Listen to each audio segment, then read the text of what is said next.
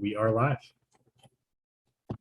Good evening, everyone, and welcome to the Community School Roundtable, hosted by the Maryland State Board of Education and the Maryland State Department of Education. My name is Fagan Harris, and I'm the President and CEO of Baltimore Core and a member of the Blueprint for Maryland's Future Accountability and Implementation Board. It is my pleasure to facilitate this virtual roundtable and to welcome our Superintendent, Mohammed Chaudhry, our roundtable participants, and our viewers on YouTube Live. The State Board of Education and MSDE are hosting this roundtable and a series of roundtables and other engagement events to hear about your experiences and ideas for the future of education in Maryland. We're using this feedback to guide the development of a multi-year strategic plan that will implement the blueprint for Maryland's future and strengthen our public education system. Community schools are defined in Maryland law as, quote, a public school that identifies a set of strategic partnerships between the school and other community resources that promote student achievement, positive learning outcomes, and the well-being of students by providing wraparound services. The Blueprint for Maryland's Future legislation provides concentration of poverty grants for personnel and wraparound services in community schools. Beginning in 2019, Maryland schools that qualified began receiving concentration of poverty grants, which allow them to hire a community school coordinator and expand their health services. The community school can also use its funding to provide wraparound services, which may include extended learning time, safe transportation, health services, mental and behavioral health services, and staff, family, and community engagement supports, student enrichment, improving attendance and learning environments, and much more. Community schools are also required to conduct a needs assessment to make sure that the voices of students, families, and communities are represented in the school's partnerships and programming. There are currently 358 schools across 19 districts, plus the Seed School of Maryland.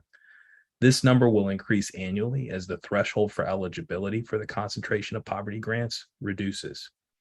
Eligibility is based on the proportion of students in each school receiving free and reduced price meals. Schools at the 80% threshold were eligible in fiscal year 2020, and by fiscal year 2025, schools with 55% of students receiving free and reduced lunch will be eligible. That means there will be additional schools qualifying for the concentration of poverty grants and becoming community schools every year throughout the implementation of the Blueprint for Maryland's Future.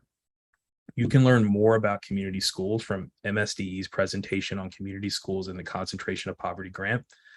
We'll provide that link in the chat for our participants and YouTube Live viewers and to reference. Tonight, we'll hear from students, families, community school coordinators, school leaders, community partners about their experiences with the community school model to learn about the needs, opportunities for growth, and innovative ideas to better support community and school partnerships. Now, we'll hear from our superintendent for his opening remarks. Thank you, Fagan. Appreciate being here. Thank you guys for being here today and this evening. I know it's the tail end of the day, so I really appreciate you guys hanging out with us. The first thing I'll say tonight, make sure you speak your truth. I say that to everyone, and I mean that. So, and so I'm new, so fairly new still, so I can take tough criticism. So please do.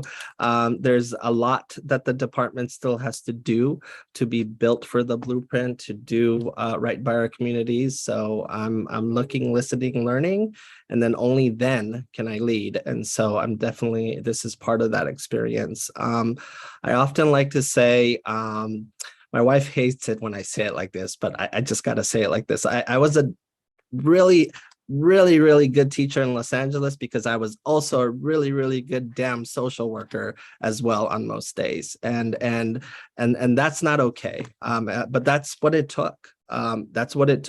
Community schools is one piece, and then high quality instruction is the other piece. They both matter for students in poverty. The most important school-based factor is the teacher, and the most important factor out of school is socioeconomic status. And community schools looks to mitigate that until our country figure out how to better do wraparound services and everything else in a systematic, equitable manner. Community schools is here to try to fill that gap. And we're not going to stop, making sure we have better safety nets for our kids, but community schools is designed to do that. So teachers can teach, teachers can focus on the lesson, not worried about whether Muhammad is hungry or Muhammad is wearing the same clothes or Muhammad is, sad because something's not going at home, and every kid deserves a caring adult. And so community schools is designed to do that. I'm excited to be superintendent in a state that is putting their money where their mouth is, funding community schools. And so you are some of the early pioneers. And so one of the things, I asked is, what schools are doing amazing things, and they're leveraging partnerships in a unique way. Our faiths are intertwined, as I like to say, right? Yeah, partnerships make community schools, and your school design has to enable that partnership to thrive and be able to do that. So you are here today. You are the experts to share that. So as you share about improvement, share about what's working. We have questions. And like I said, this is about learning. This is about engaging, and let me also know what the department can do. One thing I always ask is, the state board and I are in the world of policy. So is there a better policy condition that we can create, right? Obviously, we could all use more resources. And so feel free to add that in. But at the same time, is there other things we can do to ensure that you guys are supported so you guys can thrive, so our students can thrive? So with that, I'll stop and I'm just listening. I might ask a follow-up question as you're engaging, Fagan. It's just something I do. I can't help myself. So I'll try to not do that too many times so we can move through all the questions. Thank you, guys. Thank you. Thank you, Superintendent. Thank you for being here, and thank you for your leadership. Before we get to know our participants, I'd like to go over just a few housekeeping items. So as a reminder, this meeting is live streamed and recorded. So your participation here tonight implies consent to be recorded. Please stay muted while you're speaking, or while you're not speaking, excuse me, and use the hand raise function to indicate when you would like to share. Now we're ready to meet our participants. So I'm going to ask all of you to please introduce yourself by sharing your name, your school district, and your role, whether you're a student, a parent, community partner, so on and so forth. So we'll start with Oakland Elementary. Good evening, everyone. I am Jewel Preston, the proud principal of Oakland Elementary School, like he said, located in Prince George's County, Maryland. And I have two of our community schools coordinator and one of our partners here with us tonight. And so I'll let Ms. Johnson go first with her introduction, followed by Ms. Belinda Swindell. Greetings. It's an honor to be here with you this evening. I am Belinda Johnson, the Community School Coordinator at Oakland Elementary School. Good evening, everyone. What a pleasure to be here. I am Belinda Swindell, and I am one of the partners with the elementary school.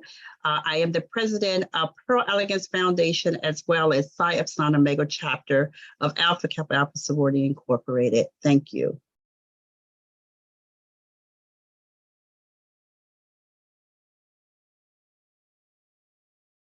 Is that everybody from Oakland? All right. We're going to hear next from Herlock Elementary in Dorchester County.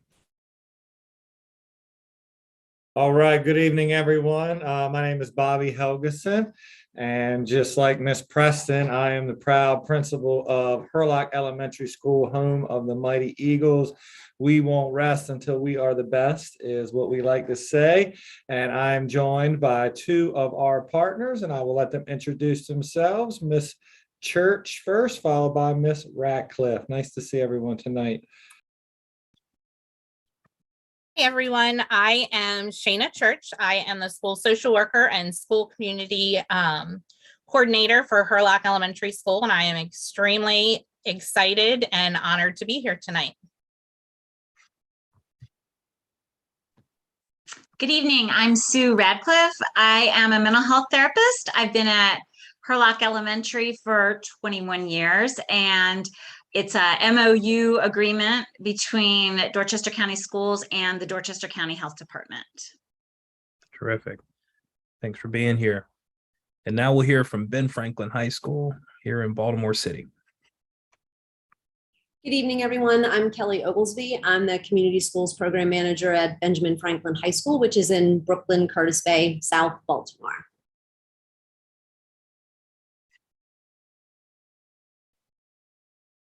Great. We have anyone else from Ben Franklin? Is that it? CASA and the students. Got it. Wonderful. Good afternoon, everyone. My name is Crisalis de los Santos. I'm the youth coordinator here at CASA. Here with me today, we have two of our wonderful students. I'm going to let them introduce themselves. Helen y Margie, ¿pueden introducirse, por favor?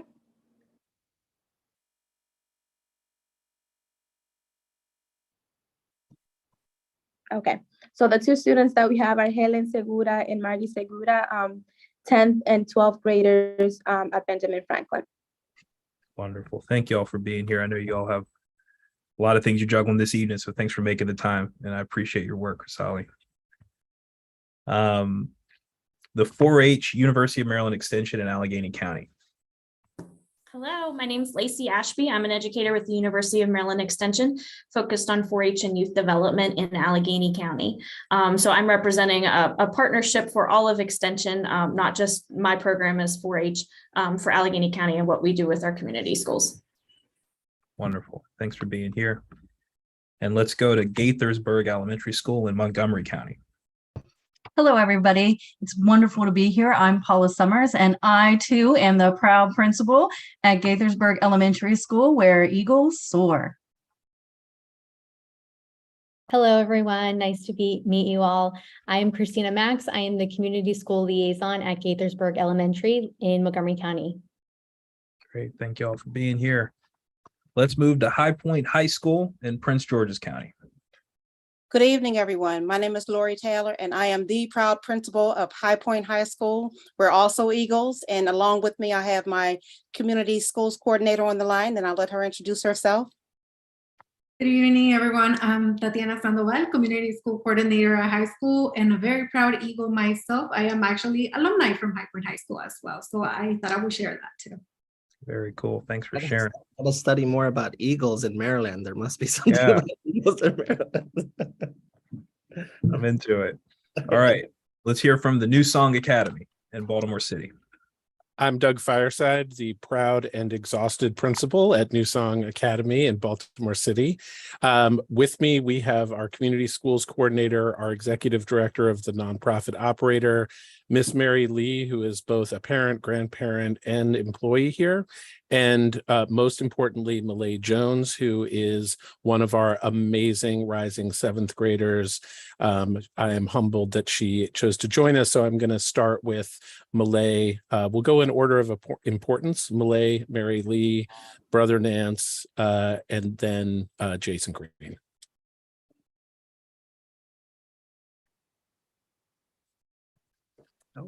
Come on, Malay, you know how to unmute on Zoom.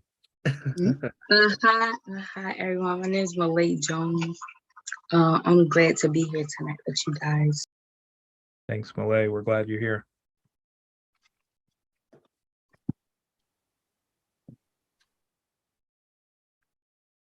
And Mary Lee?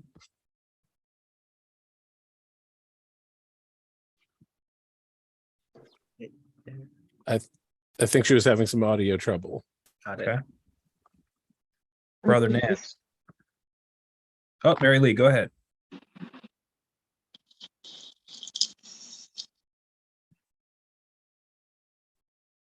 Oh, I think. Okay, we'll come back. Brother Nance. I'm Brother Nance, the legendary community school coordinator at the historic New Song Academy in Baltimore City in West Baltimore, across from Gilmore Homes. Thanks for being here. And Jason. Good evening, everyone. I'm Jason Green. I'm the Static Executive Director from New Song Community Learning Center, which is the charter operator for New Song Academy. Love my team here. Excellent. And then I'm going to double back to Oakland Elementary. I think we've had a parent join. Can you introduce yourself?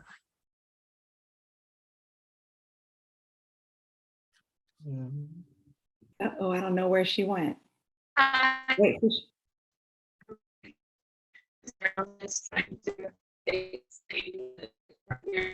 Okay, my name is Sarah, and my son is in Oakland Elementary School, and I am registered behavioral analyst, and I've been working with Ms. Preston and other supporters since I got into there. We've been trying different resources to work on And that's how I think I was invited here, and I was just looking at the basic planning and questionnaire just right now. So let's go along with the conversation and get my input.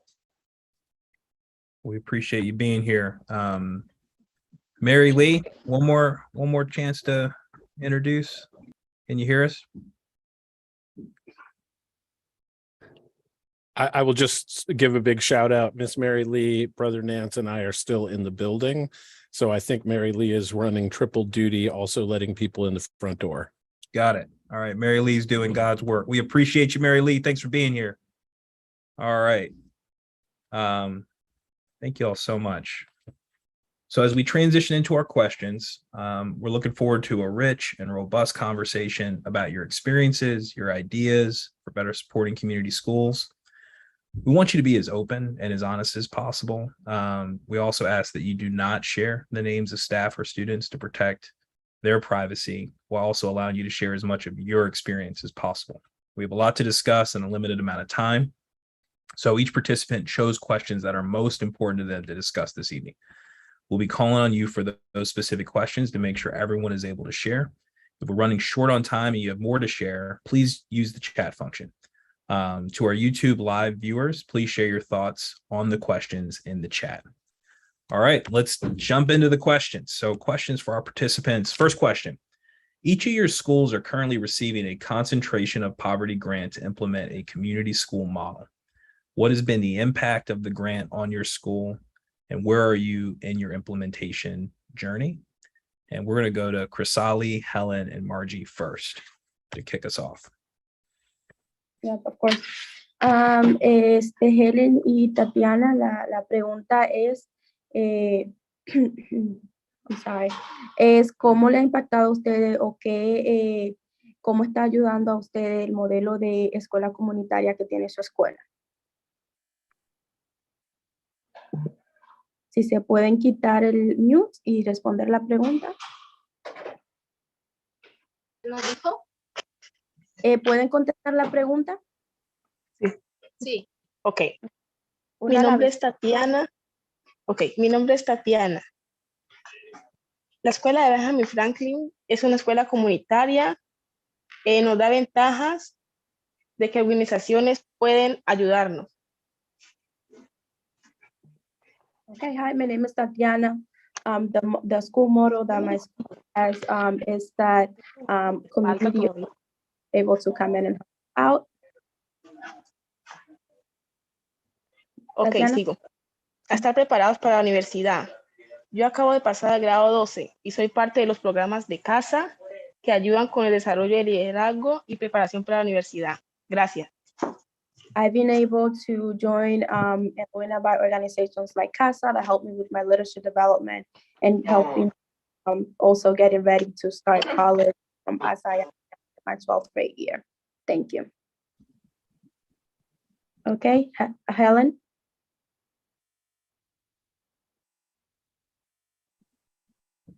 Despacito, Felipe.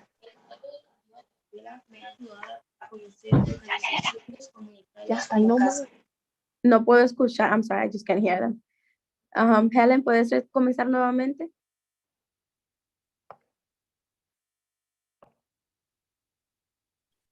El educativo de mi escuela me ha ayudado a conocer organizaciones comunitarias como CASA.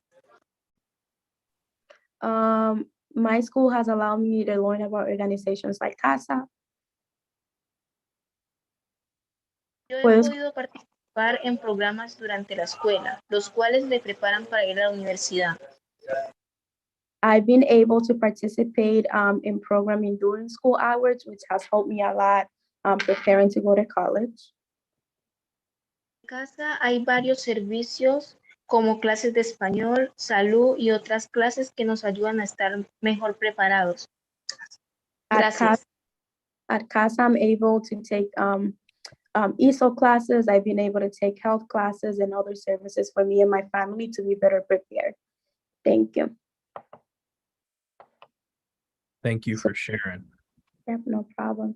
I would just like to add that through this partnership, it's really important for us, but we really are seeing the progress that the students are making.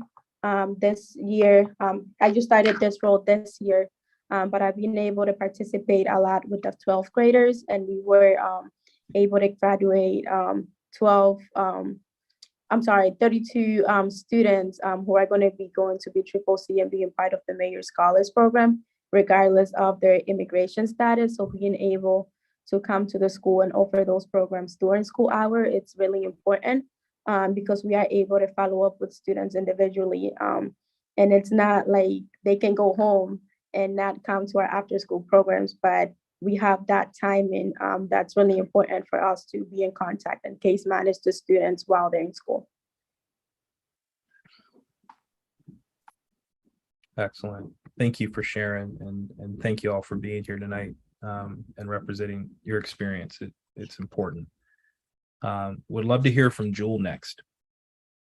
Good evening again, everyone. In listening to their responses and their answers, one of the things that came to mind for me was, yes, we received the Concentration of Poverty grant, and it has impacted our school greatly because, like with them, we've been able to impact our student population, our parents, our community members. And so our impact in using these funds reaches very far and wide for us. We've been able to provide both in-school activities and events, and activities and events that occur after school and after school hours. We've been able to provide STEM and arts enrichment activities for students, attendance incentives, mental health counseling and wellness. We've really made it a point to try to impact the students, the parents, the staff, everyone that's within our reach. And so where are we kind of on our journey? This is our 4th year as a community school, and we've created our implementation plan. And at this point, we're ready to start moving with what we've put into our implementation plan. We've really been able to build on the relationships that we've already had and kind of continue those relationships, and also create new relationships and partnerships to benefit the students and the parents and the staff at Oakland's Elementary School. And so if you ask me about the impact, it's been like a meteor, just hitting the school and not doing damage, but providing everything that we need. Jewel, you said at this point we're ready to move. So do you feel like once you get the grant, it takes a couple of years to just get those pieces in, and it's not like do your implement, because the grant says, here's the grant, hire a coordinator, do your implementation plan, and then magically it all's supposed to happen. But we know, as you know, as a principal, implementation is messy and fun and organized chaos. And sometimes you fail forward and you pivot so you said you've had it for 4 years, and you said, now I'm ready to move. Like, would you say anyone getting this grant, like that's what it takes? It takes a few years to get pieces in place. Definitely. So at the very beginning, when we first became a community school, we got a small pot of funds. It wasn't the Concentration of Poverty grant. And we started implementing programs and supports for students with those funds. And this will be the 2nd year that we've gotten the Concentration of Poverty grants. And so we're really able to build on the programs that we've already started. And so with Title I funds that we receive and student-based budgeting funds we receive, we're really trying to combine all of our resources into making our school a hub for all of the people in our community. And so while it's kind of like a snowball, where it starts off really small and then it keeps rolling, like our snowball is getting really big this year. Thank you. Thanks for sharing that. Paula, what's been your experience? So it's similar to Joel's. It's all about those resources coming in, but it's also getting out into that community and it's aligning those resources. So at times we get a lot of people wanting to do a lot of things, but it comes back to that implementation plan and what do our families need? So getting that voice in there, getting parents in to hear their voices.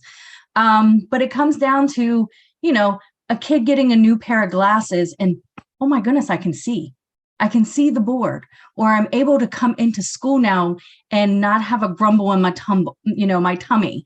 and, having those needs, or a parent that really is going through a hard time and we can help support them. We've been fortunate that with the mental health services right in the school, our families can get that wraparound services right at the school. And it's really created this community hub that we have families from all over the community coming to us, whether it's for medical care, whether it's for food through our capital. We partner with some of our partnerships through the food banks that we do. And it's also with dignity. It's not a box of food and here you go, but I'm shopping with dignity. This is not about just giving people here's a bag or here's what I think you need. Parents can come in, and we're creating this opportunity for parents to shop with dignity. And, I may need some clothes, but it's not, here's the shirt and there you go. But I can actually come in and feel like I'm a human being and I'm worth something. And I have a value to the community. And it's not just us giving services out, but it's also the parents coming back in and volunteering and being part of that. So it's not just about us giving services or resources or reaching out, but it's bringing people back in. And it's really been impactful with our families that have been hit with COVID or, flu, whatever goes through the community, we respond to those needs. And this community schools has, given us hope and is helping us thrive. And it does take a while to get us going. And, you realign those resources and you think, okay, this is what we thought our parents need. And now the change and, thinking about some of the mobility of the school can make an impact on the needs, or responding to that community is really important. I love that point around the culture of respect. I think that's just tremendous. Shayna, we'd love to hear from you. Hi, I definitely feel that the grant has had a huge impact for us at Herlock Elementary School. We have been able to increase technology and books and redo our library for our students. That not only increases attendance, but also academics. One of the main things that we have focused on is really going out into the community, meeting the parents, meeting the community members where they are, whether it's attending fall fests or countywide initiatives or national night out with the police department. We are making sure that we are out there and that we are available and that parents feel comfortable coming up and talking with us. Another way that this grant has really impacted us is we have been able to expand our food pantry and increase the number of not only families at our school that we're reaching, but also it's open to the community. And in addition to that, we have been able to expand our after school programming where we have a flow and grow program, but also a gentleman's club. And this year we were able to combine the gentleman's club in with the food pantry, where they are now partnering and they are having a partnership, and the young gentleman's club is working the food pantry and they're learning why it's important and how they're helping the community, and they're taking more ownership of it, which not only meets the needs that we solve for more access to food, but it's also highly impacting our attendance because our students are excited to come to school and are excited for these programs that we've put into place. That's cool. I love getting the students involved in the community outreach and engaging their community. I think that example of service is so powerful and I think just so important. Thank you all for sharing. I'm really just enjoying listening and learning with y'all. All right, I've got a second question here. So obviously these concentration of poverty grants begin with the needs assessment. And all of you in your initial comments kind of bubble up the importance of listening, really paying attention to what your parents, what your families, what your students kind of need and require and what they're asking for. So I'm curious about what you're learning in doing these needs assessment, kind of what are the top 3 needs that your assessment revealed? And I'm going to ask Bobby to start us off on this one. All right, good evening, everyone. At our school, we identified 3 areas of need. The first was reducing the number of chronically absent students. So I know you heard Ms. Church talking about some of the things that we're doing in our school with our media center and trying to really use some of that money to update some of our books and some of the visuals in the school to better represent all the students and everything in our school. We think that'll help. It's kind of like the centerpiece of our school. So we think that's going to really help build a sense of community, especially if it, hopefully looks more like the community that we are in. We used it to increase food access to students, but like Ms. Church said, it also increase it to the whole community. We are lucky enough to be in a small community and word spreads fast. And it's neat to see people come in and say, hey, I'm not at your school, but I heard from this person and thank you so much. And like she said, the students from our gentlemen's club and things like that, to be able to see that those kind of things going on in the community. And then our last one was to increase access to mental health services. So I know we have one of our mental health providers on, but it's really important to have those extra services because she focuses on a certain grant, and this allows us to focus on all of our students and make sure they're all getting mental health services and access to those services. And then it also includes work with the Holistic Foundation for mindfulness, and that's really helping our students as well. So those are the three areas for us: reduce chronically absent, increase access to food, and increase mental health services. Thank you, Bobby. And Bobby, just a quick follow-up. Did you see the absenteeism go up during the pandemic? Is that something that kind of exploded in recent years? Yeah, so actually last year, believe it or not, with the COVID type restrictions and students having to be absent in the quarantines, honestly, I don't want to be judged by our absentee from 21-22 school year at all. We're if you look at our plan, it's looking at 22-23 and then the next 3 years going up incrementally till we get up, reduce that number 50%. But no, I don't want to be judged off this year, unfortunately. No school should be judged for the increase in chronic absenteeism. We will report it because what gets measured gets treasured, but no consequence or anything should be doled out. And I am saying that as the state superintendent. I have some, I can make sure that doesn't happen. Don't worry. But we did have an increase. It is actually a crisis level in some places, and because of the quarantining and stopping. And so it is something we're looking at. But the data from this year, it was great to be back in person, but there was other crises within crises as we came back from discipline and health and anything else. And so I appreciate you sharing that. Yeah, thanks for bubbling that up. We're going to go to Prince George's County. Tatiana, tell us about what your needs assessment surfaced. Yeah, so actually very similar to Bobby for us. I have to say though, directly, because at our school, we actually did different methods to conduct needs assessments. So from the state needs assessment, we got that the top 3 results were access to just health and wellness resources was one of our top. And also food insecurity being another one of our highest needs, as well as just access to resources of students and parents not really having a go-to person or not knowing where to ask for help. But then also for the other methods that we did I actually myself with the social workers at the school went to do classroom visits to talk to the kids and really just find out what are they seeing at the school level and what are some of the needs that they would like assistance with.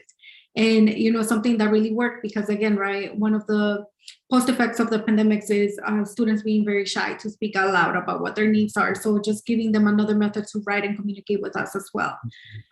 So we were able to really gather that mental health was one of the big pieces. And actually in a lot of those times in those classroom visits, we were conducting referrals immediately right after those meetings.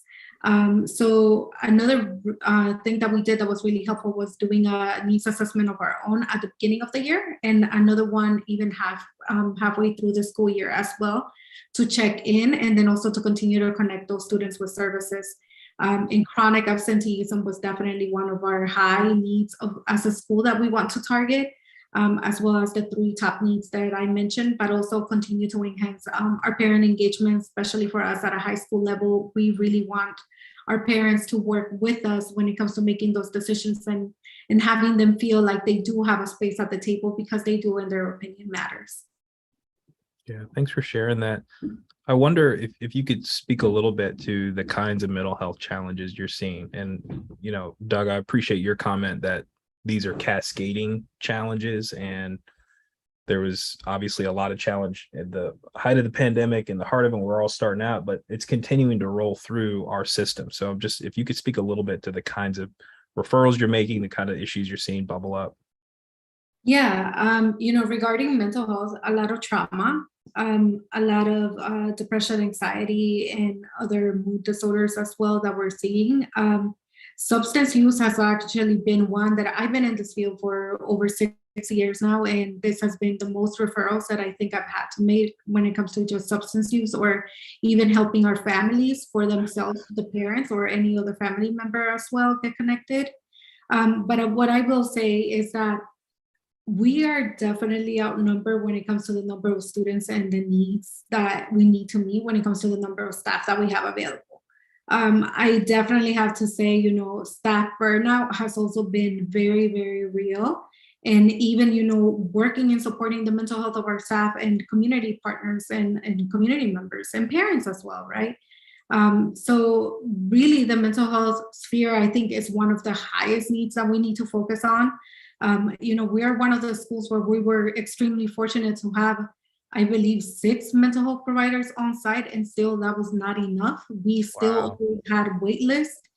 We continue to have one, and even now in the summer, which, you know, is one of the benefits about being a community school coordinator for 12 months, is that I continue to provide those services throughout the months of the summer when usually school would be out.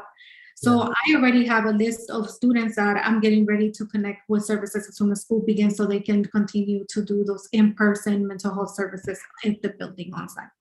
Wow. And I'm sure none of you have mental health challenges as you deal with all of these challenges. So coming back to Baltimore City, Jason, tell us what's going on. Good evening.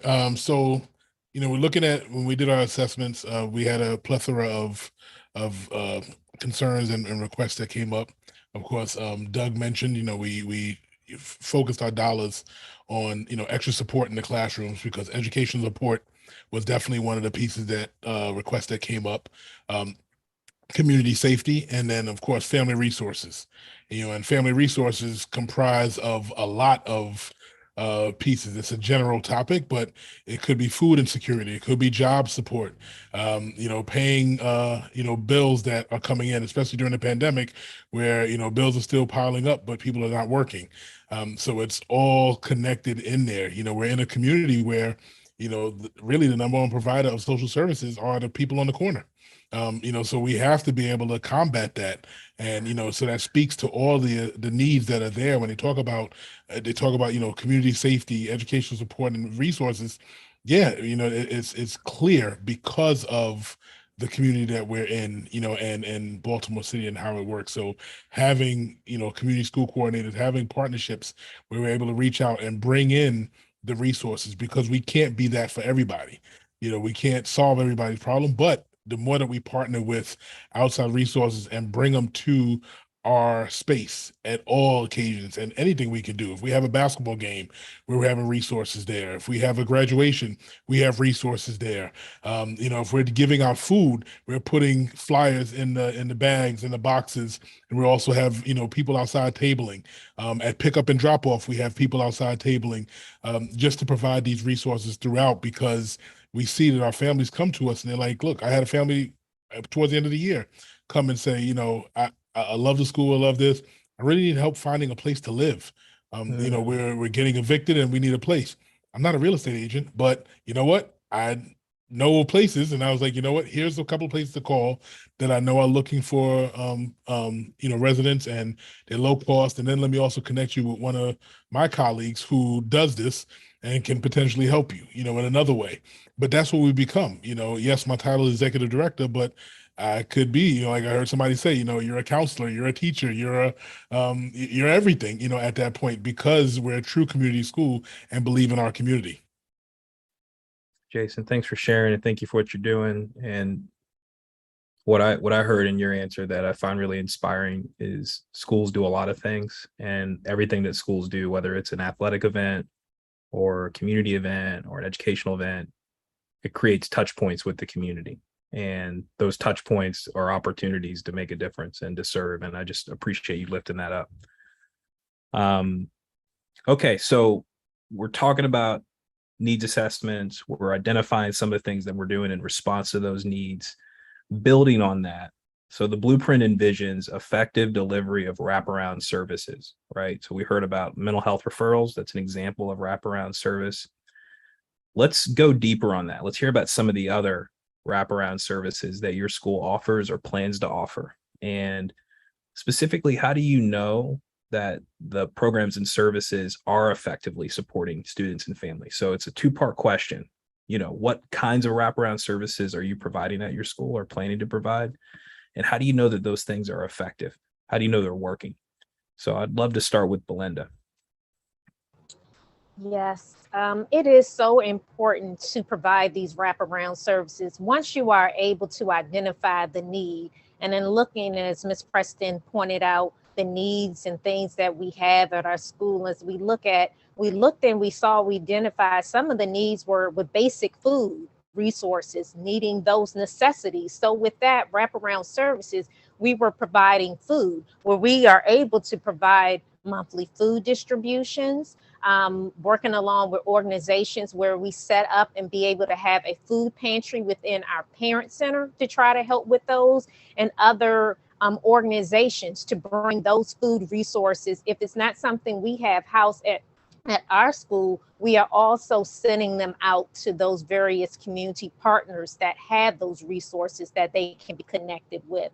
We're providing grief support programs for our students that are experiencing grief.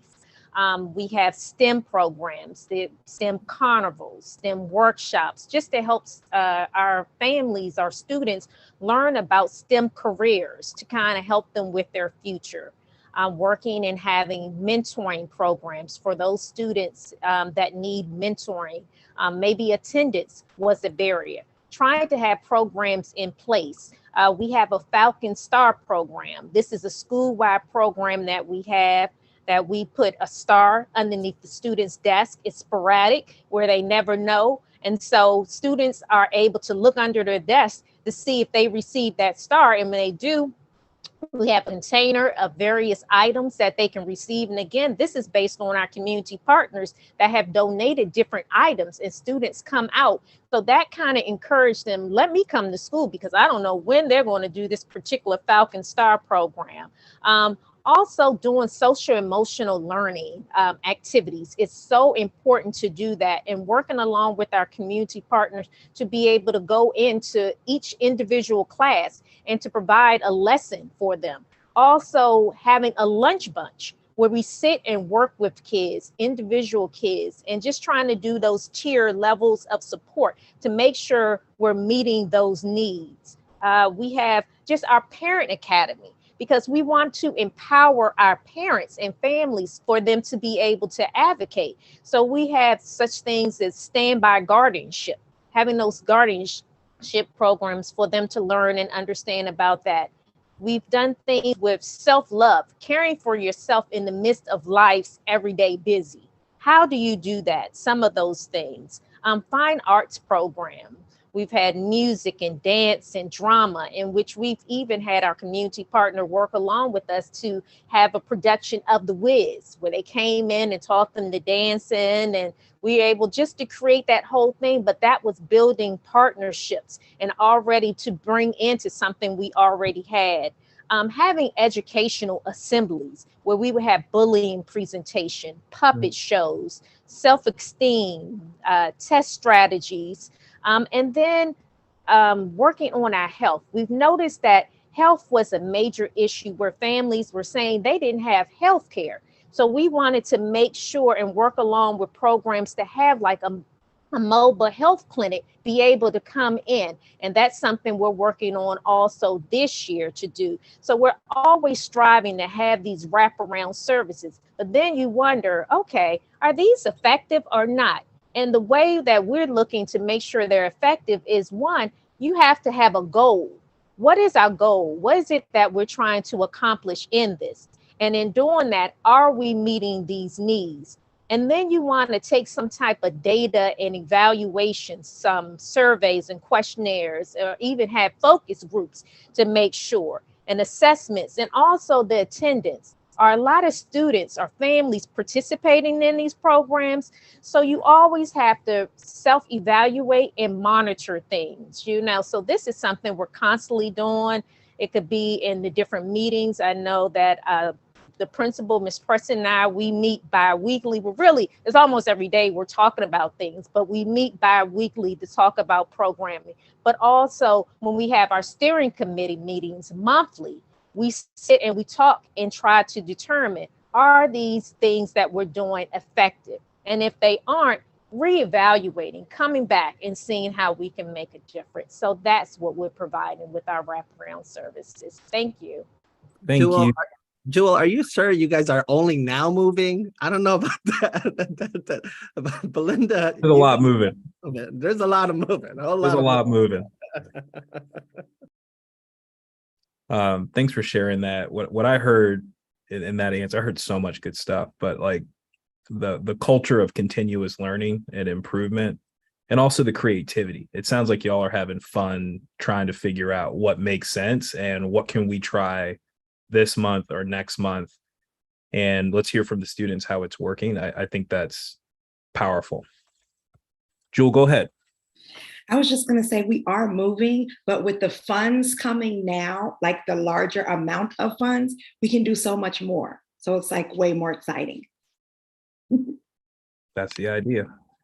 Kelly, let's go to Baltimore City. Tell us what's going on. Does this resonate with what Belinda and Jewel were sharing about what's going on in Prince George's County? Yes. So at Benjamin Franklin High School, we've been a community school for quite a long time, and fortunately have a wide variety of wraparound services and have had administration that has really prioritized co-locating as many of those in the school as possible. So as folks have talked about, when students need to access a resource, they can walk to the other side of the school. They can walk to a person.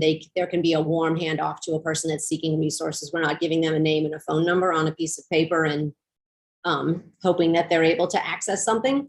At Ben, one of our oldest wraparound services is our United Way Family Center, which actually arose out of attendance data.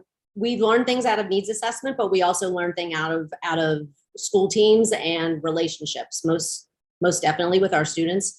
So years ago, in looking at attendance data, we realized that I wasn't there then, but they realized that there was a significant number of our students who were not attending school anymore because they were young parents.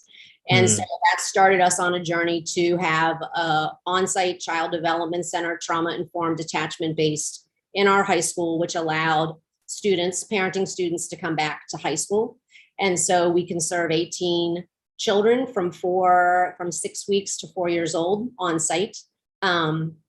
And we know that it's working.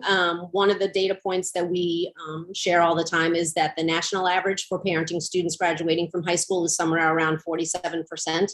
And at Benjamin Franklin High School, it's close to 70%.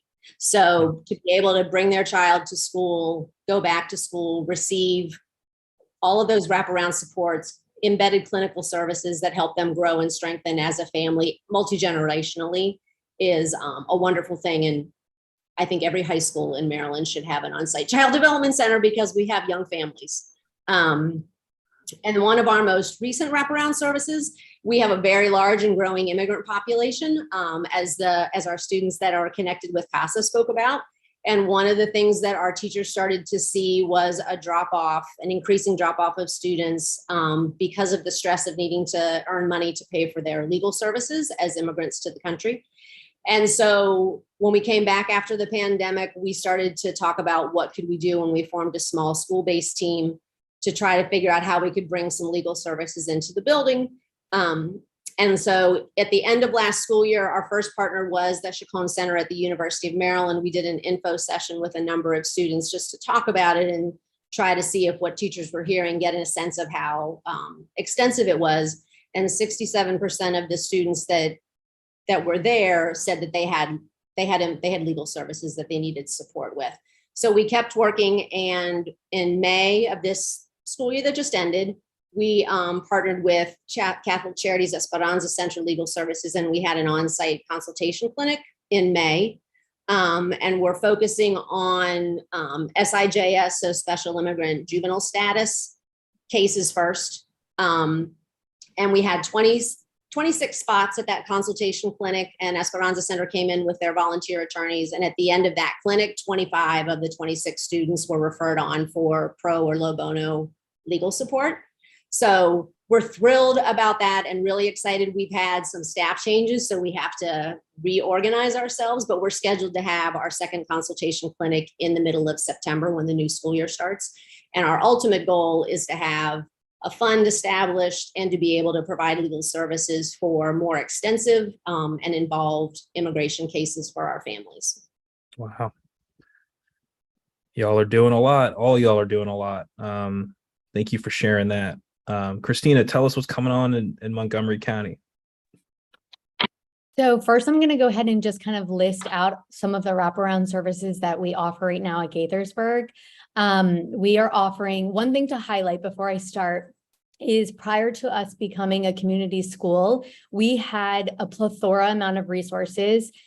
But the problem that we were facing was that it kind of like what Kelly said, right? We're writing a referral and then it would kind of stop there, right? Our family wasn't able to physically access that resource due to transportation, follow-up, whatever the concerns might be. And as a teacher, not really at that time as a community school liaison, there was really not much that I could do, right? Because I'm responsible for teaching a class, not, driving a family to access this resource.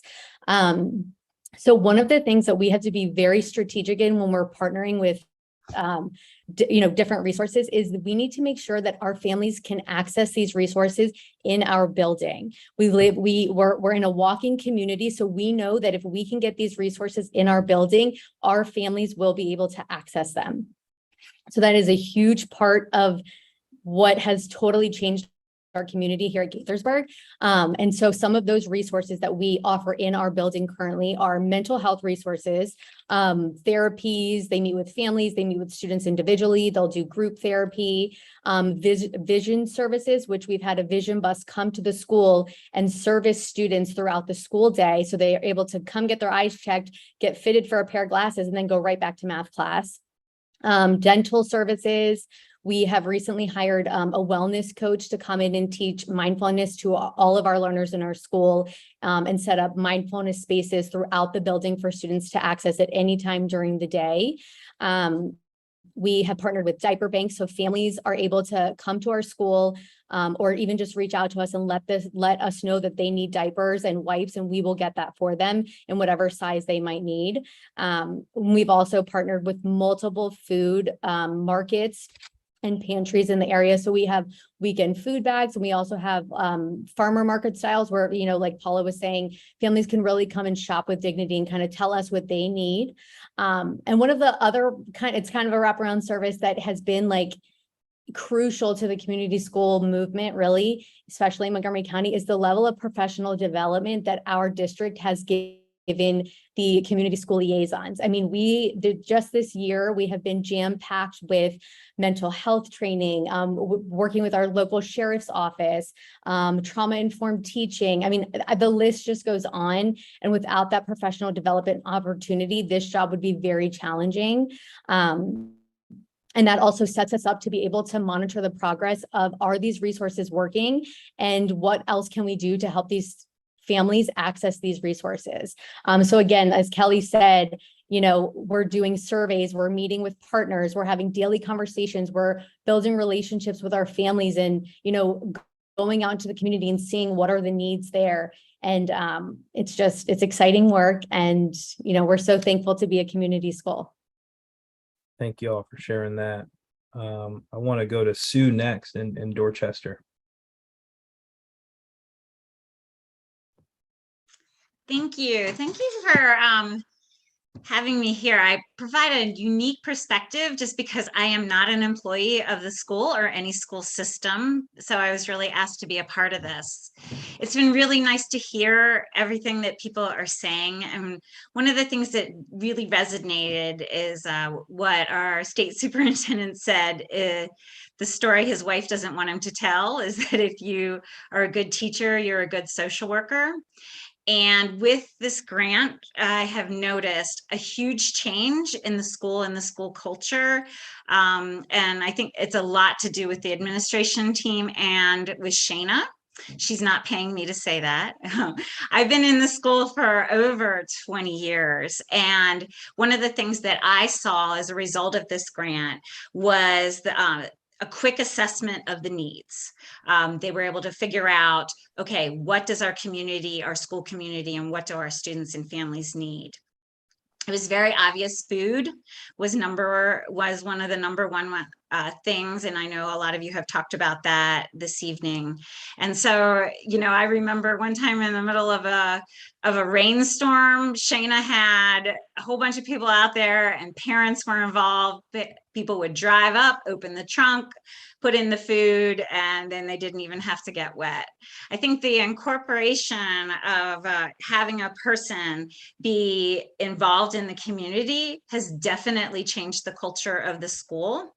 So not only have I seen a difference with the food as far as giving kids the opportunity to come in and get things as well as parents, but also the Herlock School also provides coats, hoodies, and shoes. So no kid is ever going to not be able to experience gym class or go out to recess because they don't have the proper clothing. With that, there has been such a delightful number of mental health therapists. For years, it's just been me. Because of the grant that I work under, I can only see children and families impacted by incarceration. So if you don't fit into that category, there used to be no other mental health services for kids. And Shana and Bobby and the rest of the administrative team has flooded, the school with other mental health providers. In addition to that, they've really helped as far as with some of the barriers. One of the things I know as a mental health clinician that some agencies, you have a lot of paperwork you have to do online. Well, if you just have a cell phone, you can't really do that easily. So Shana will go out and get them, have them come back, use the computer, explain the language, because the language can be a barrier with that. I also have seen a difference with the number of classroom programs that have been implemented, a lot of information on emotional regulation and different ways to breathe. I know, Belinda, you talked about that as well. There's a lot of small groups going on to help kids figure out how do you solve conflicts, and also the development of the mindfulness room. The kiddos that I see, they love it. It makes such a difference because they know if they're going to feel like they're going to go off, or maybe sometimes they do go off in the classroom, that they're not going to be sent to the principal's office and then, in trouble. They can go to the mindfulness room to get themselves together. So that has just been crucial. I think one of the things, if I could kind of sum it up, that I've really noticed is that with the implementation of this grant, there is definitely a development of trauma-informed care culture that is happening in the school. Every individual and teachers now look at things from a perspective as of not, what's wrong with the kid, but what's going on, what happened. And that has been really neat to see. So I want to thank you, Superintendent, for implementing this, and especially implementing it in the community, because like I said, I see a huge difference in the culture of the school. And I could go on, but I want to be really respectful of my 2 minutes. So thank you. Thank you. I want to make sure credit is given to the Maryland General Assembly, as well as all the advocates and everyone else who got the blueprint passed, and how this came to be. And I have the honor to just scale it and scale it and scale it and scale it and make sure it's done well. So I appreciate that, but I want to make sure, I'm a year in, so we are in the blueprint generation. And so we are happy to have you as a partner here today, because this doesn't work without partners. That's the whole point of this, is to leverage partnerships as part of the school's ecosystem, down to even sharing space, as you heard today. So we appreciate you're here. So this wasn't going to work without the partner. So thank you for coming here and making the time. We really appreciate it. Thank you. And Superintendent, we were talking today in the AIB meeting about the partnership with the Maryland Department of Health and how integral that is. And so, Sue, I just appreciate you making this very real for us today about the way that this shows up. And what I got from your answer, and also Christina, some of your remarks, is how the use of space in the school is getting reimagined, and also how the culture is changing because you all are reimagining the role of the school. And I just think that is really cool and something that is important to celebrate and recognize. So thank you both. And now, Brother Nance, Baltimore City, tell us what's going on. Close us out on this one. All right, well, I was glad to close you out on it. What makes our school a little different as far as the partnership is, we have a school operator, we have, which is the CLC, but we go to school all year round as well. So finding program, I work for Elevate. So that's the organization that I work for, Elevate Baltimore. So as the community school coordinator through Elevate, it was very important that the type of resources that we got for our students was tailored to our program. So we was able to get tutoring through Elevate, as well as through the Liar Fund, which was a private tutoring thing for our students. We wasn't able to really get any testing in, but the fact that the students were engaged and they wanted to keep coming, that's how you measure things as well. It's not always just about data. It's sometimes about student satisfaction and them participating. And that's one thing that we pride ourselves on, is making sure that the partnerships that we do get align with our school mission. We also have we're in a financial food desert. And we're in a food desert, a financial desert, and a Wi-Fi desert. So we was able to partner with Rowdy Orbit to get community Wi-Fi for our school during the pandemic. We also was able, through our executive director, to form a partnership with PNC Bank, where they bring a mobile bank here weekly. We was able to partner with the University of Maryland for our behavior and mental health services, as well as we used a lot of our experts in the building to create programming and supports around students. We created a program called CALM, connecting art, love, and mental health for our middle school students. We rolled that out last year, actually, whereas though the students participated and just saying where they are with their mental health, because sometimes we just don't ask the questions that need to be asked. So we try to make sure that the partners that we do get are very strategic. We also have a partner that's here right now, Mom Cares, who helps with providing support for mothers, diapers, different other things. She just had a graduation today for some mothers that have been coming to our school outside of traditional school hours. That's the one thing about our school. We're open past our school hours, past the after school program and stuff like that. We allow our partners to utilize our space as a community resource center, almost like. We also partner with Dads United organization, where as though we're going to be empowering the fathers this year to give them the things, that whatever tools they need to make the strengthen the relationships in the household. We also, our OST through Elevate, we have an OST program that's going very well. We have 50 students in it, and it was very exciting. It's free. A lot of the things that we try to bring to our families are free. We have a basketball camp we just did during our intercession. So we try to utilize a lot of partners within the 21217 zip code because they actually have a pulse on what's going on in the community, and we don't have to sit there and go through all of what we think, and we can sit there and get to what we know and be solution oriented. So that's how we approach our partnerships, our strategic partnerships, by making sure there's a win-win. And we also partnered up with Safe Streets because safety is an issue in our community. So we partnered up with Safe Streets this year. Hopefully we'll be able to do the walking school bus with them, or have some men on the corners as our students are walking to school. So we have a lot of things through our partnerships that has helped out with reducing a chronic absenteeism and more family engagement. But like I said, just including more of the community members and putting them in positions of power.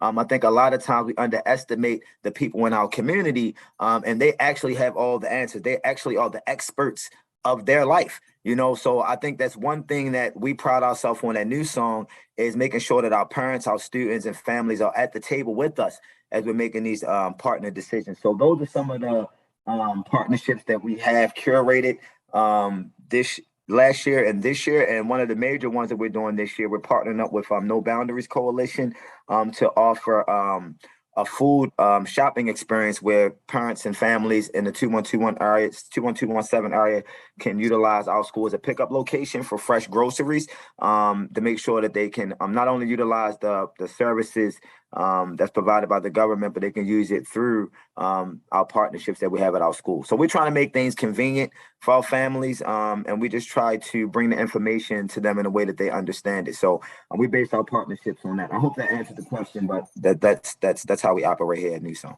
The response was legendary. Thank you, sir. Appreciate you, my brother.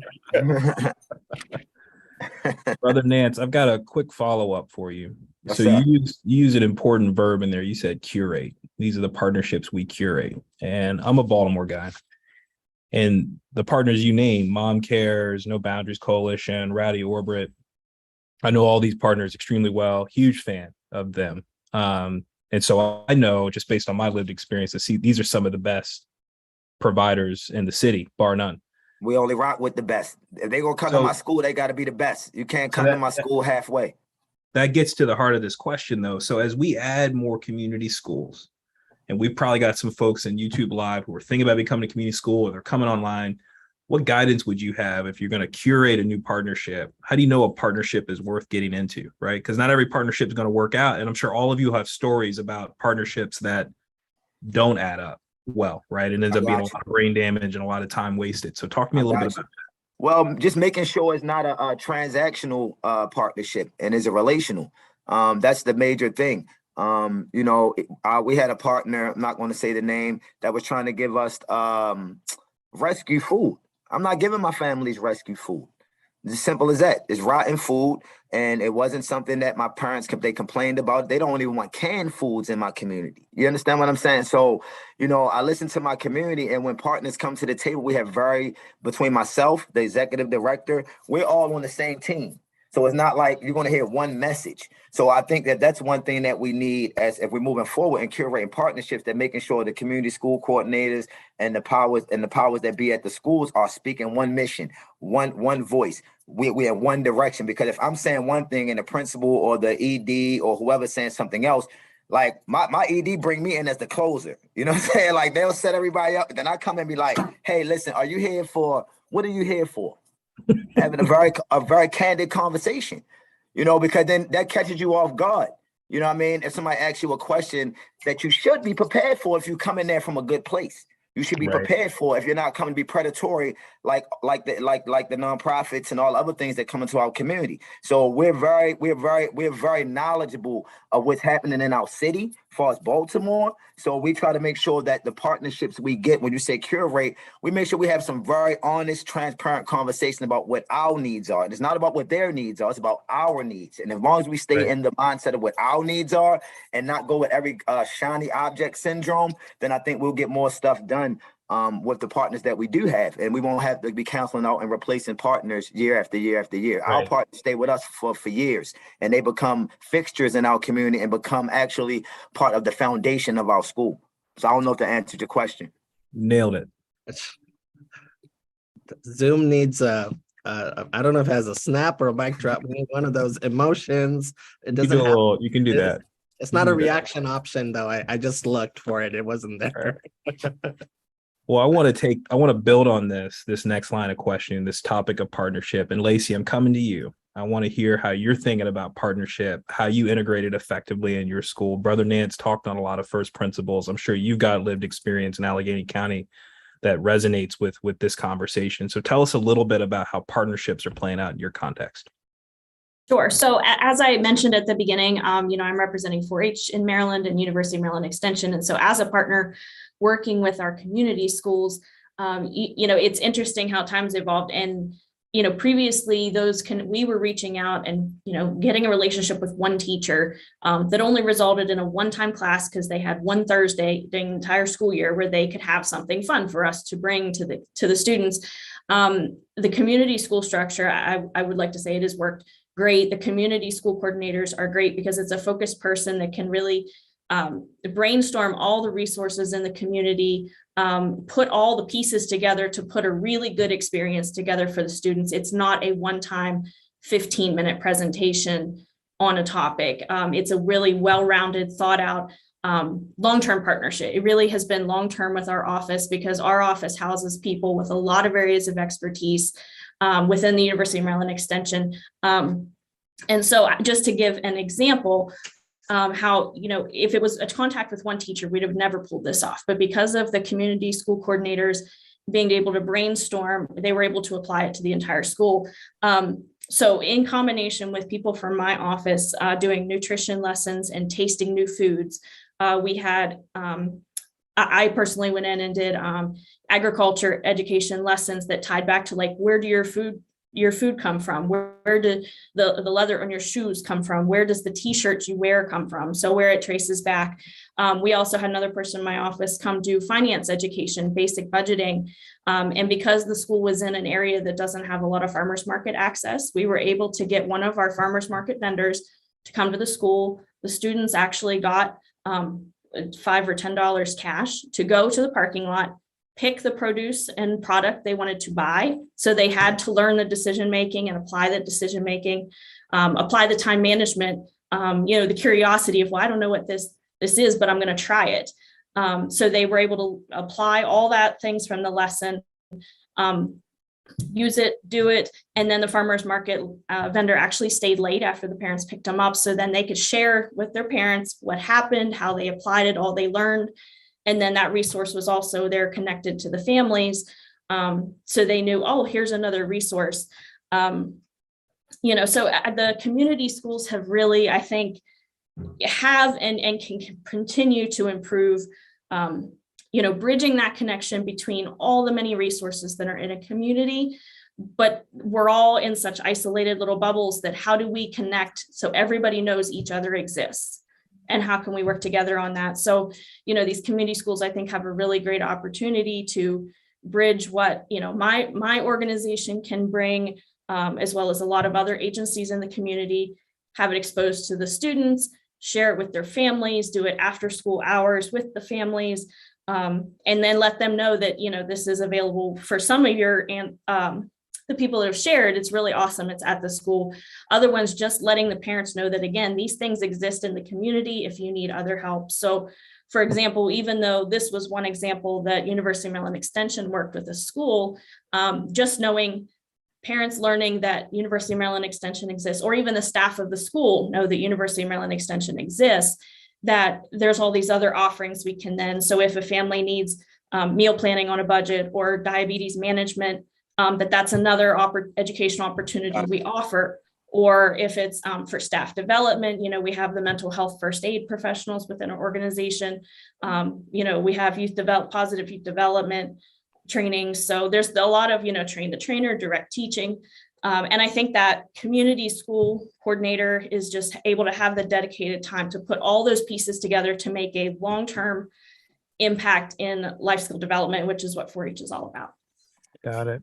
Thanks for sharing, Lacey. I want to say, Fagan, the community schools is a statewide strategy. There's poverty in every region of our state.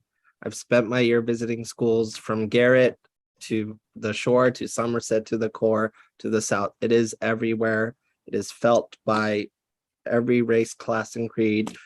We have historical inequities, but there's poverty in Cumberland, from Easton down to the core, to Baltimore City and across. It is a statewide strategy. And so this is something, our state has recognized. And I think that's something that's very important to remember. That's why the state of Maryland is in this room today. That was very important to me. And so I really appreciate you being here, Lacey, and sharing what you guys do for the families in Allegheny. Yeah, and I want to just plus one that, superintendent, because Lacey, I really appreciated your emphasis on experiences with the kids and creating experiences that are going to follow them and inspire them. So I grew up in a low-income household here in the state of Maryland, and I can tell you, when I was a youngster, like kindergarten, we went to these farms and we got jams and we got to make candles. And like, man, I fell in love with food and with cooking and all of those things. And it is like followed me for decades. Like I'm a grown man and I still think about some of those foundational experiences. And I just want to plus one how important that is, right? Is keeping the humanity at the center of this, that these things are not happening in the abstract. It's impacting real kids, real families, real adults. And I'll say, like, I think in this work, a lot of times we focus on what's not going well. And when things go really well, like when I was the 4-year-old, 5-year-old going to that farm, like I didn't have the wherewithal to go back and tell the adults in the picture then how changing that is. But I can say it now to the adults who are doing that now for young people. It really matters what you're doing. Dr. Taylor, Prince George's County, tell us what's happening. So first of all, I would like to get everybody to understand that it's really important for our partners to recognize that they are vital stakeholders and make certain that they understand just how important their presence is regarding the work that we do as educators, and just as important, collaborating with our partners in order to, give them an opportunity to have a seat at the table and also to have a voice so that we better know how to serve our students and their families. In addition, specifically speaking about our partners, they help to fill the gaps and provide a bridge for our students and their families to have opportunities within the community. We maintain our success with our partners through an open line of communication, which is vital. High Point has a variety of partners. Some of our partners have been in the building for many years, and many of our partners are actually alum of High Point High School, as well as many of them have businesses within the community still. Some of the services that they provide are after school and summer programs, college and career readiness, internships, case management, food distribution, and the list goes on and on. I also like for our parents to understand that they are our partners as well. So this upcoming school year, now that school is opening back up, we want to give them an opportunity to come into the school and to volunteer. We're rebuilding and strengthening our PTA, which is now affectionately called HPPA, High Point Parents in Action. And this connection will help us to better understand the needs of our students and their families as well. And one thing that I'm really excited about, I'm also an alum of High Point High School class of '88. Our school was built in 1954, and I have had parents, I've had community members as far back maybe as around 1970 reach out to me to say, what is it that I can do in order to support the school? Well, we're developing a website and a directory so that we can give our students an opportunity to have internships with our businesses, our local businesses, as well as job opportunities, volunteer services. And we want our alum to come back, support us at our games, support us at our big events, help our students to understand what it looks like to actually go out and to have a career, college, whether it's college and career or some of the local businesses where they were actually half-day students and they went out and developed their own businesses. We want our students to see what that looks like, and we want tangible opportunities for our students. Thank you for sharing that, Dr. Taylor. And I'll just say, it was the community school that I went to that got my mom engaged, right, as a parent. And that was so powerful for her that it inspired her to go back to school, get her degree, and then she eventually became a teacher. And I had moved out of the house when that all happened. But it had started with schools outreaching to her as a parent saying, hey, you are a vital partner. You're involved in this process. And then boom, the light bulb went off. And she's like, this is my calling. And so she went and got her degree and became a career educator. Bobby, I'm coming to you. Dorchester County. Let's cook. I think you're on mute. Hi, everybody. Yeah, I agree with everybody that the partnerships with our stakeholders is huge. The way that they're integrated into our schools is kind of like one aspect of the community would definitely be our food pantry, because we got the partnerships with the community and the people that come to use the food pantry, partnerships with community organizations. We have a faith-based partner with people in the community. We work with the Maryland Food Bank, but then also it wraps and ties into our students as well, because our students, like I said before, our Gentlemen's Club participates in that. So it kind of brings everything full circle, where it's communities helping community. And I think that those experiences are going to help those students and stuff in the future, hopefully want to be service leaders and things like that, which is what we are trying to build into those. And then like Ms. Sue said too, the mental health partnerships before, we were only reaching families in the building. I mean, families had access to mental health outside of the building, but in the building, if they were impacted by incarceration, and we have so many families here that had mental health needs, especially during the pandemic and after the pandemic, or I guess we're still in it, but now having that in and even having it targeted to specific students, we have play-based therapies for our younger students, and then the groups. And then again, our partnership with Holistic Life and the mindfulness room has been huge as well. And then we're even getting a second social worker and guidance counselor, which is going to bring in more services. And then the guidance counselor talking about that social emotional learning. We're going to be able to reach a lot more students with engaging lessons and social emotional strategies that they're going to be able to use. That's beautiful. Thanks for sharing, Bobby. Belinda, this is such a treat because you are one of these partners that we keep talking about. So tell us a little bit about your organization, how you're showing up in partnership. All right, good evening. Pearl Elegance Foundation Incorporated is a nonprofit organization, 501(c)(3). And again, we are here to fill those gaps in the community by applying our experiences, our time, and our resources. And I have to tell you, with this pandemic, it's a much needed time for these organizations with partnerships. And our number one mission is that we give to help others.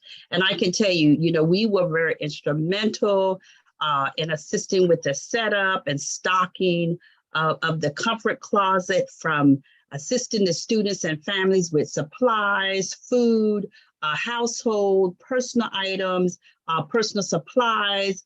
We also wanted to think about them, during this time, just even around the holidays. We had a toy drive, which helped. We wanted to make certain that each kid walked away with one and maybe two gifts around the holiday to help these families that are in need. So they wouldn't worry about, oh, I don't have this, I don't have a job, or what have you. But we were able to do that as well. We also knew that the school really needed PPE products during this pandemic. So we made certain that every classroom had PPE products in there. And we wanted to make certain that every kid that came to the school had masks, whether they left it at home or what have you. But we provided kits. The school was able to make kits for every one of the classrooms. We also did not want to leave out the hardworking staff and administration. So we talked with the school about what can we do to help to put a smile on the staff and administration's face. So during teacher appreciation, we had lunch and refreshments for them. And even around the holidays, we wanted to also provided gift cards for them. So there's a multitude of things. We also gave out grocery store cards, gift cards for families in need, just anything that can help to put a smile on these families' face. We're always there. The doors are always open every time we speak with the coordinator and the principal about what can we do. Always there. Anything, just let us know. But that's what we're there. We're there to fill those gaps. We want to make certain that as the kids come to school to get their education, that they have everything that they need. And that's what we're there for. And we continue to have those conversations, attend those monthly meetings, and always asking, what do you need? We're here. We're here to help you. And we always get an answer. So that's what we do and we'll continue to do. And we're enjoying this partnership. Thank you, Belinda. We appreciate it. I could hear the joy in your voice. We appreciate everything that you're doing. It reminds me of Brother Nance's remarks. That's the spirit of partnership I think we all want to see. So we're going into our last question. If you have other thoughts, please put them in the chat. We're trying to make sure we hear from everybody. So we have a handful of folks we haven't heard from yet. So we're going to go into this final question. Community schools are obviously most effective when all stakeholders participate in the planning and the decision making, right? Because that's really what it means to be a community, is that we're all in this together and everyone matters in the equation. So our question is, how is your school engaging you and collaborating with your school community? What is working well and what needs to be improved?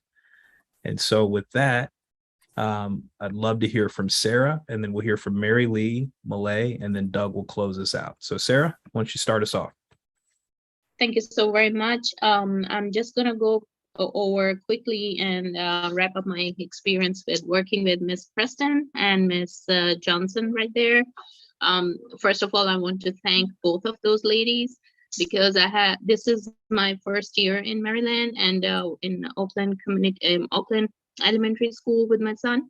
I've been hearing a lot of stories about past years when the school has changes in principal position. Lots of people came in and went away.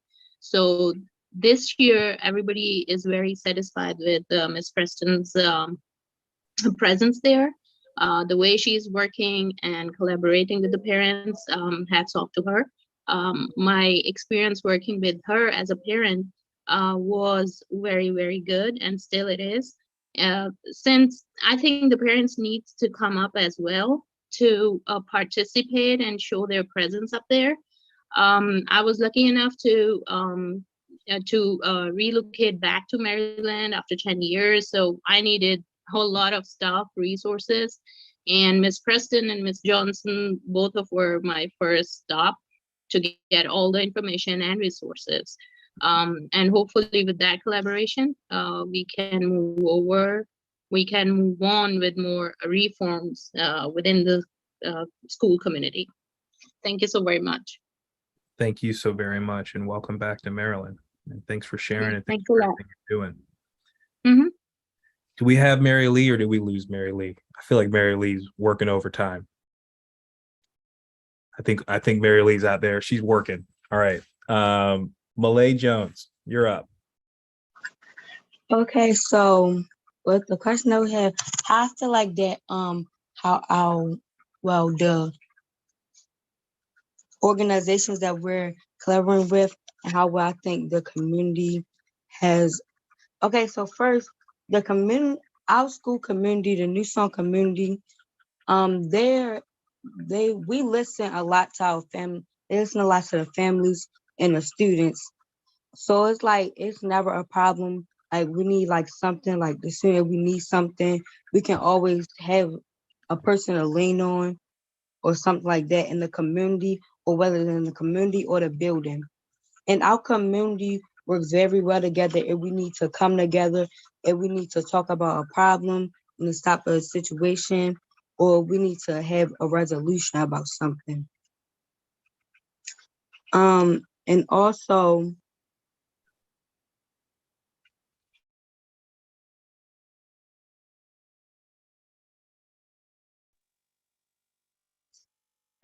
I feel like that it can be a lot of stuff improved. Sometimes that when we make certain points as students, we make certain points. Oh, let me stop calling. Okay. When we make certain points as students, it doesn't really get across well sometimes to the adults. So I feel like that can be more improved, that the adults can listen to the students' voices more, because sometimes we do make important points and they don't be heard. That's real. Thank you for sharing that. Well, you have anything else you want to share with us? No, that'll be all. Thank you. Okay, thank you. Thank you for being with us. You're Doug, you welcome. want to close us out? Thank you, Malay. Doug, go ahead and close us out. Sure. So I think that there are a couple of real challenges. We're in sort of the infancy of our COP dollars, and this is only I'm just going to start my 4th year as principal. Obviously, the last 3 have been super challenging in terms of engaging the community. I'm really excited for September 2nd, which is our first day back with students, because I feel like we now have some things in place, thanks in part to the COP dollars, but also thanks to the funding that we already had in place.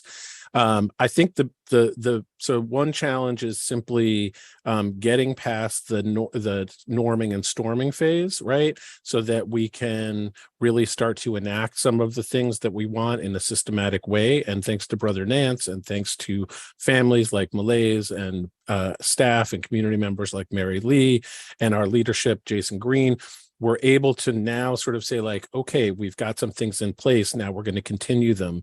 But I think the larger challenge for us is a mindset challenge. So as Malay articulated, right, if you're not a school that is used to really authentically engaging families and kids in decision-making, in sharing of information, there's a lot of nibbling around the edges. If you're a school where the dynamic has been set up, where students and families are simply receivers of largesse, that's not a true authentic relationship. One of my personal missions is to change the way people react when I say I work in Sandtown.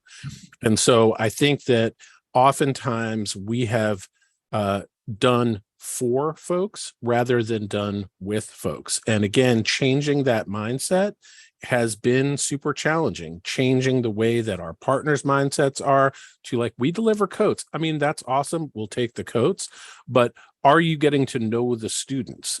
And also there is a dynamic. New Song has a long history of engaging with partners going back 20, 25 years. But there is a dynamic where I'll just call it what it is, which is the white savior complex, right? Like we're going to come to Sandtown and we're going to give all the kids coats. Lots of our families have challenges with that dynamic. They can afford coats, right?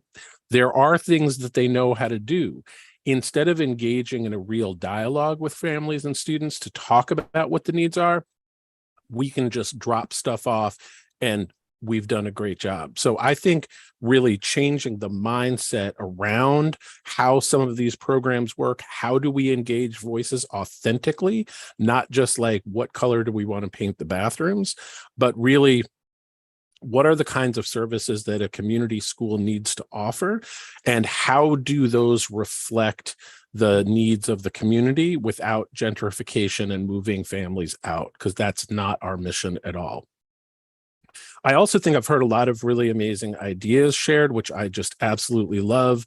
I think this kind of conversation, as somebody who is newer to this process, is fascinating.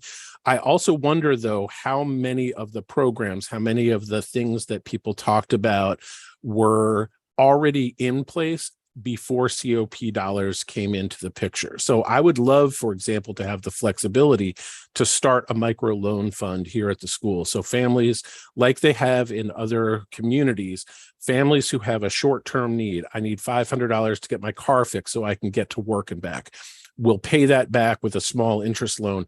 That would be an amazing thing to be able to offer.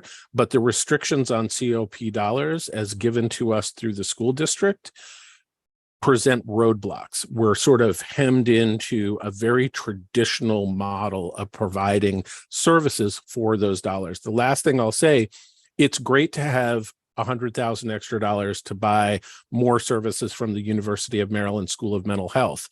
The challenge, as everyone knows, there's a nursing shortage. There is a mental health clinician shortage. There is a teacher shortage. There is a paraprofessional shortage. I'm not saying no to the money. Believe me, I never say no to the dollars. But I think simply saying like, oh, we're going to open up a health clinic when that's not a realistic goal, given the current fact that a lot of Baltimore City schools do not, in fact, have even school-based health clinicians, that's a real problem that we need to sort of peel apart and really talk about. So that's my closing out. Don't want to be a Doug Downer. I definitely appreciated listening. I think my staff will tell you, my students will tell you, the fact that I didn't come off mute, that was a big step for me. So I've really enjoyed hearing the stories. I would love to gather with other folks because the ideas about the way things are being done, that opened my eyes. Like, oh, I mean, I just sort of wrote, I wrote our COP grant in my office in the middle of the pandemic without hearing all of the myriad ways that folks are approaching this. I will also just say we have had a community partnership with Elevate Baltimore for 3 years now. We're going to our 4th year. The service that they provide, and I'm going to give Danny a big shout out because, you know, I love you, Danny, but the real power is in the individual that's at our school. And Brother Nance is a magic man. He and I have some shared history together, but in the pandemic, even last year, he was able to create a free farmers market. So we had bags of foods to give out. But because he's not willing to just take canned meat products, he was curating some of that stuff and being willing to say, nope, that's not going to be okay, because he understands our mission and is integrated into that. We are together. All right, now I'll stop talking. Doug, thanks for sharing. Thanks for keeping it real. Did not pay him to say that either, y'all. I did not pay him, I swear.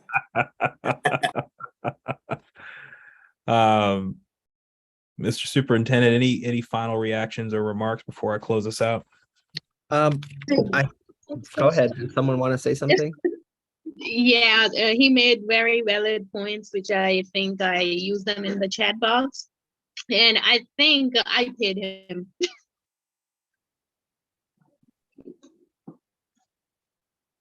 Okay. So there's a couple of things. I'll be very quick. I need you guys to be aware of and be engaged on something that's going to go live soon. And it's the, I put it in the chat, right? It is in the blueprint, right? It's the Maryland Consortium on Coordinated Community Supports. Millions of dollars, up to hundreds of millions of dollars will be going into this consortium. And the goal of this consortium is to essentially launch coordinated partnerships to service students' needs, both mental health as well as other needs as well. This is like the next level up, right? You are doing amazing work with your concentration of poverty grant. But, you know, at a certain point, it's going to take the village, it's going to take the city, and it's going to take collective impact. Whether you're a charter school or a private school or a public school, the kids living in the same zip code and neighborhood, they're all still hungry.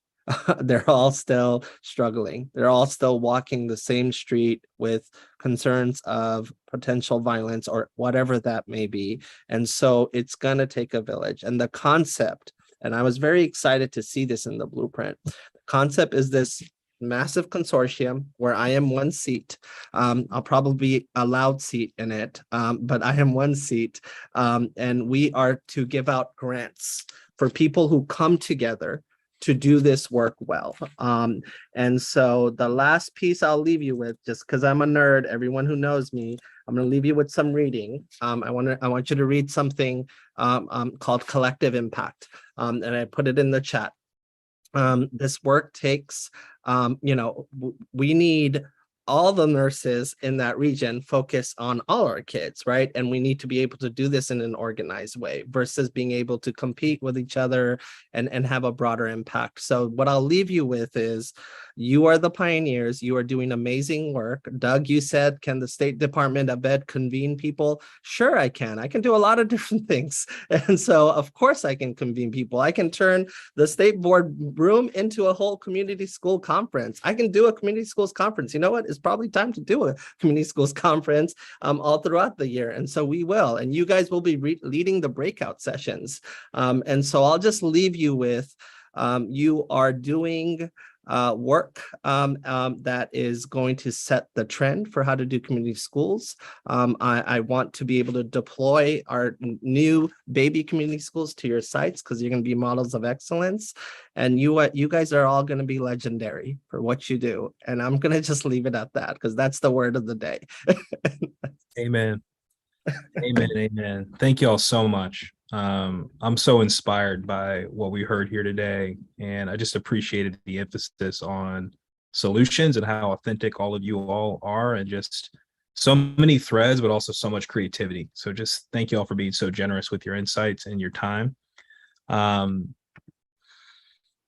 To our participants and those of you on YouTube Live and the Maryland Out of School Time Network, Evie, Sandra, and Ingrid, MSDE, we want to thank you for joining us tonight for the roundtable discussion. All of this feedback is hugely helpful in guiding the development of the strategic plan. And we need as many people as possible, as many of our community members, our neighbors, our friends, our students, our parents, our partners, to give input. So please complete and follow up and share the strategic planning survey at marylandpublicschools.org/survey. We'll also post that link in the roundtable and the YouTube chats. I want to thank our outstanding state superintendent, Dr. Chaudhary. We just appreciate you and have such love and respect for who you are and how you move through the world, and just appreciate your leadership at this moment. I want to thank all the roundtable participants, our YouTube Live viewers, all of you. And Brother Nance, because you're legendary, you got your hand up. I guess you're going to have the last word. Go ahead, sir. I just want to say, man, these conversations are very much needed. I'm glad to be, I was honored to participate in it because we're having these type of conversations. You know, I'm part of the Baltimore City Steering Committee. So I'm just good to hear, you know, people talking about it on a state level, on a city level, on a district level. You know, it just feels good that we're all in alignment, because at the end of the day, the most important partner of them all is the children. You know what I mean? So I'm glad that I heard that message today, because sometimes they get lost with all the amount of gray area we living in. Life is gray, you know what I mean? So it feels good to be in the gray area with people that understand that we're living in the gray area. So let's just keep pushing forward. I just want to say thank you for having me, and peace and power to y'all, and peace and health to everybody. Thank you, Brother Nance. Thank you all so much. Superintendent Chaudhary, thank you. Thank you to everybody here. We appreciate you. Have a great night. Cheers. See everybody.